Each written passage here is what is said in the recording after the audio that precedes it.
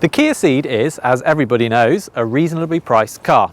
Take this one. It has a 1 litre engine, a 6-speed manual gearbox. It's in entry-level 2 specification, and it is a Sportswagon or estate.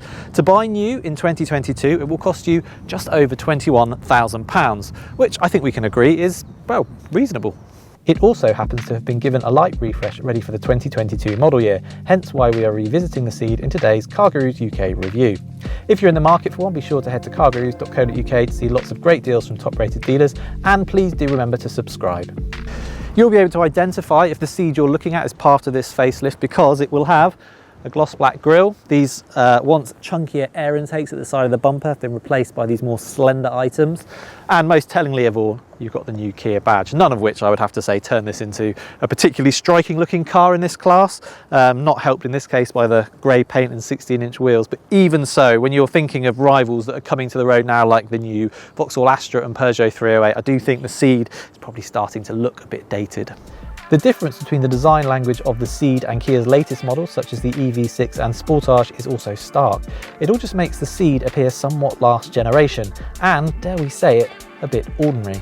Mind you, aren't estates the definition of ordinary cars? They're practical and sensible and worthy, and all those other things you don't necessarily want your car saying about you. Indeed, that's one of the reasons that a lot of people buy SUVs nowadays, because they portray an image of style and adventure, and this Ceed Sportswagon, well, it just doesn't really, does it?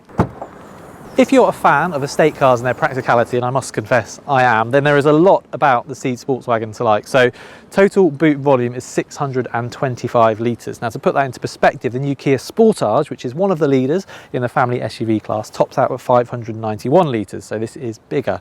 There's also some useful hooks here for shopping bags. There's a 12-volt power outlet there, and it's not just the space you can see here either, because there's more storage under these side lids here. Under here there are 3 more storage trays, and under here there's an enormous space. I managed to fit one of my kids' scooters and 2 bike helmets under there. How useful is that?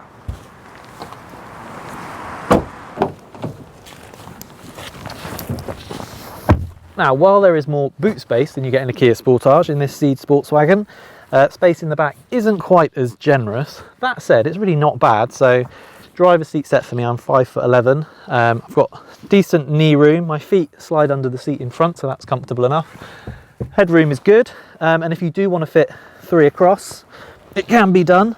This transmission tunnel is humping the floor. It's quite low, so you can get your feet on it. It's going to be a bit narrow for 3 adults, but that's true for most cars in this class. So really not bad. You've also got a couple of cup holders, one in the door pocket there, and then another one in the central armrest. While it is fair to say that higher spec Ceeds have slightly nicer interiors on account of their plusher materials and sometimes snazzier digital dials, there's actually nothing really wrong with this 2-spec car. It all feels really solidly built. Yeah, some of the materials are a bit cheap and scratchy, but you kind of expect that. The fundamentals are good though. Okay, no lumbar support on the driver's seat in the 2-spec car, that's not so good, but everything else, including lots of reach and brake adjustment in the steering wheel.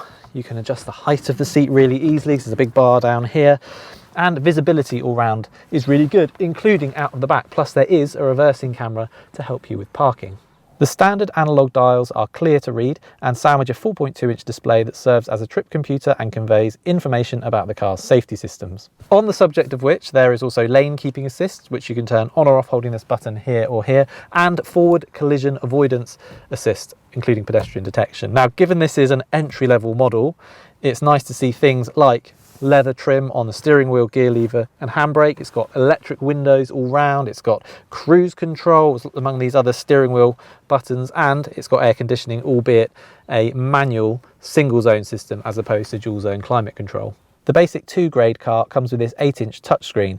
This includes a feed from the reversing camera, DAB radio and Bluetooth, but no sat-nav.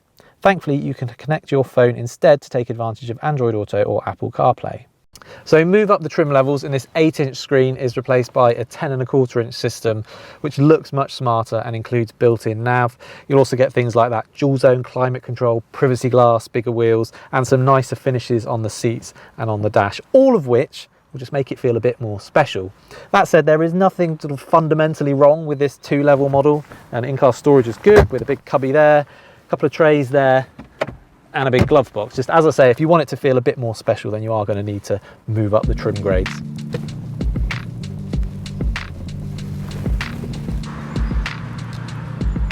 Entry-level versions of the Ceed are only available with Kia's 1 litre 3-cylinder turbo petrol engine.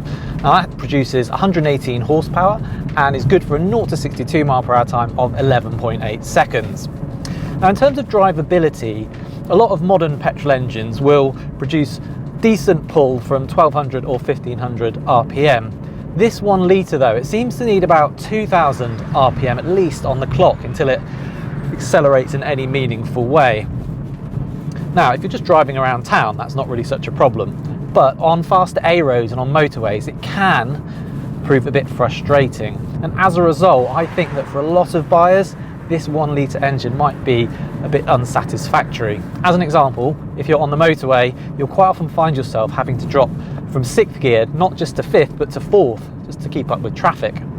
Our preference then would be to go for the 1.5 litre turbo petrol engine, which has 158 horsepower and a 0 to 62 time of around 8.5 seconds. It's a much livelier and more muscular unit and pairs well with either a 6-speed manual or Kia's 7-speed dual clutch automatic. For those wanting a diesel, Kia does offer its 1.6 litre unit with mild hybrid technology, and you can have that with either a manual or automatic gearbox. We haven't driven that in the Ceed yet, although we would say that given both the petrol engines will easily do 45 miles per gallon on a run, you're going to need to be doing a lot of miles for the diesel to make sense. As far as the rest of the drive goes, clearly Kias don't lag behind rivals the way they once did. Now you don't get into a modern Kia and expect it to have sloppy handling and wayward body control, and sure enough neither of those apply to the Ceed. In fact, this is a very mature and measured car to drive.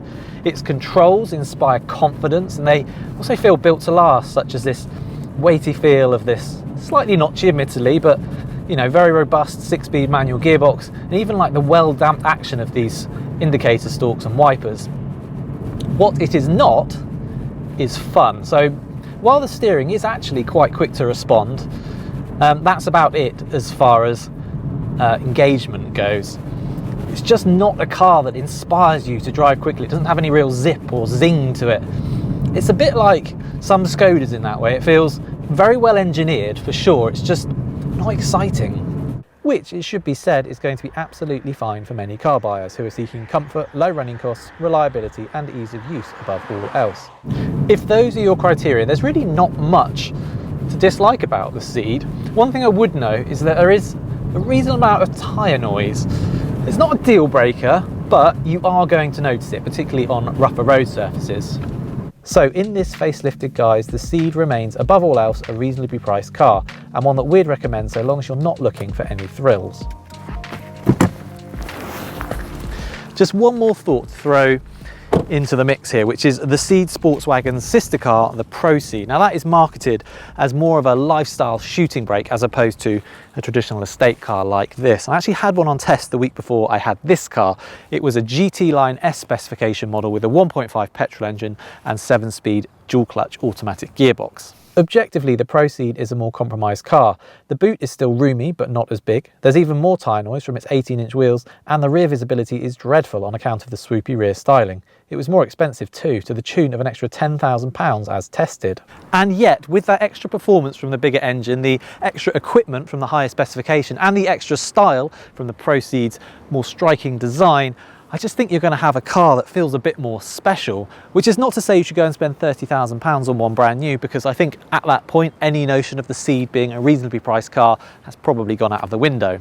What I would say though is if you're thinking of spending £20,000 on a brand new one of these, you should probably look at an approved used Pro Ceed at £20,000 to see how it compares. Not least because with Kia's approved used programme you can still get the full 7 years of manufacturer warranty for peace of mind. You just have a cooler car to go with it.